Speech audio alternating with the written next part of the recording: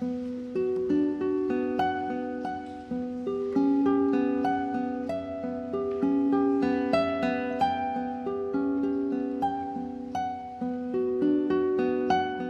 te va? Siempre, Siempre guapa. siempre guapa trabajando. Porque alguna vez Chena y me veía ahora. Entonces, y catuya y galería de Rosa Brite. A La Upepe, historia. Upepe muy agua.